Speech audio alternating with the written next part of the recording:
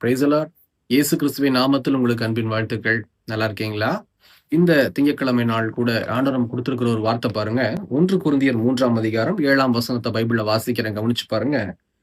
அப்படி இருக்க நடுகிறவனாலும் ஒன்றுமில்லை, நீர் பாய்ச்சுகிறவனாலும் ஒன்றுமில்லை, விளையச் செய்கிற தேவனாலே எல்லாம் ஆகும். இந்த வசனத்துக்கு ஏற்ற ஒரு சாட்சியை உங்களிடத்துல நான் பகிர்ந்து கொள்ளும் போது தான் உங்களுக்கு ரொம்ப எளிமையா புரியும் நான் நினைக்கிறேன். ஒரு பெற்றோருக்கு தன்னுடைய பெத்த பையனை குறிச்சு அவ்வளவு பயம்.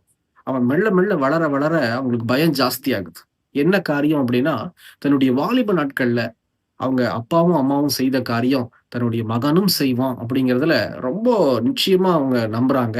அத அப்படி செஞ்சிடக்கூடாது, என் பையன் நல்லபடியா இருக்கணும் அப்படின்னு சொல்லி அவங்க விரும்புறாங்க. அதன்படி என்ன செய்றாங்க பாருங்க, போய் டீச்சர்ட்ட போய் சொல்றாங்க, "என் பையன பார்த்துக்குங்க. ஹாஸ்டல்ல விட்டா என் பையன் சரியா இருப்பான்." அப்படின்னு சொல்லிட்டு ஹாஸ்டல்ல கொண்டு போய் விடுறது. இல்ல டீச்சர்ட்ட சொல்லி அவன வந்து ட்ரெயின் பண்ண சொல்றது. இதே மாதிரி நெறைய பேரண்ட்ஸ் இதுதான் நம்ம செஞ்சுட்டு இருக்கோம். இல்லைங்களா? ஆனா இங்க வசனத்துல என்ன தெளிவா போட்டிருக்கு, "விளையச் செய்கிற ஆண்டவர பார்க்கணும்." இன்னைக்கு நெறைய கிறிஸ்தவங்க நம்ம ஆண்டவரை பார்ப்பதே கிடையாது. சரி, உங்கள என்னை உருவாக்கினது யார்?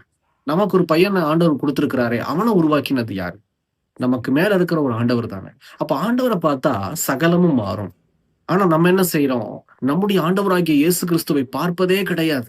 இவங்க கிட்ட போலாம், அவங்க கிட்ட போலாம், கவுன்சிலிங் குடுப்பாங்க, என் பையன மாற்றுவாங்க, என் பிள்ளைய மாற்றுவாங்க. இல்லவே இல்ல. அந்த பையனையும் பிள்ளையும் உருவாக்கின ஆண்டவரிடத்துல நீங்க கடந்து போகும்போது தான், பையன் ரொம்ப ஆசீர்வாதமா இருப்பான். அதனால தான் சொல்றேன், நீங்க கர்த்தருக்குள்ள உங்க பிள்ளைய வளர்க்கணும். ஆரம்பத்துல இருந்து கர்த்தருக்குள்ளாக ஜெபத்த கற்றுக் குடுத்து, "வசனத்த நீ வாசிக்கிறியா?" அப்படின்னு சொல்லி நோட் பண்ணி, பையன ஆண்டவருக்குள்ள வளர்த்துட்டீங்க அப்படின்னா, நீங்க எத குறிச்சும் பயப்பட வேணாம். ஏன்னா விளையச் செய்கிறது வேற யாரும் இல்ல, பரிசுத்த தேவனாகிய இயேசு கிறிஸ்து. பயப்படாதீங்க. அது நம்ம பிள்ளைகள வளர்க்கக்கூடிய காரியமா இருந்தாலும் இருக்கும், இல்ல பிசினஸோ, இல்ல வேலையோ, எதா இருந்தாலும் சரி. நீங்க எத குறித்தும் பயப்பட வேண்டாம். போட்டி பயங்கரமா இருக்குதே, பொறாமை ஜாஸ்தியா இருக்குதே, பயப்படாதீங்க. விளையச் செய்ற ஆண்டவர மட்டும் பாருங்க. கர்த்தர் உங்களுடைய எல்லா காரியங்களிலும் முன்னின்று உங்க குடும்பத்தை மாத்திரமல்ல, உங்களுக்கு உண்டான சகலத்திலையும் உங்களை ஆசீர்வாதமாய் நடத்துவார். யோபுவை ஆசீர்வதித்தவர் நம்மையும் ஆசீர்வதிப்பார். ஜெபிக்கலாமா? கண்களை மூடி. எங்களை நேசிக்கிற நல்ல ஆண்டவரே, இந்த வேலைக்காக ஸ்தோத்திரம். இந்த நாளில் நாங்க கற்றுக்கொண்ட ஒரு காரியம், விளையச் செய்கிற ஆண்டவரை நாங்க பார்க்கணுமே. ஆண்டவரே, எங்க சூழ்நிலைகளை பார்க்கக்கூடாது, மனுஷர்களை பார்க்கக்கூடாது. ஆண்டவரே, இதோ சர்வ வல்லமையுள்ள தேவனாகிய கர்த்தர் உம்மை நாங்க பார்க்கணும் ராஜா. ஏன்னா உம்மால் ஆகாத காரியம் ஒன்றுமே இல்லை. எங்களை தாழ்த்துறோம், அர்ப்பணிக்கிறோம். இயேசுவின் நாமத்தில் பிதாவே, ஆமென், ஆமென்.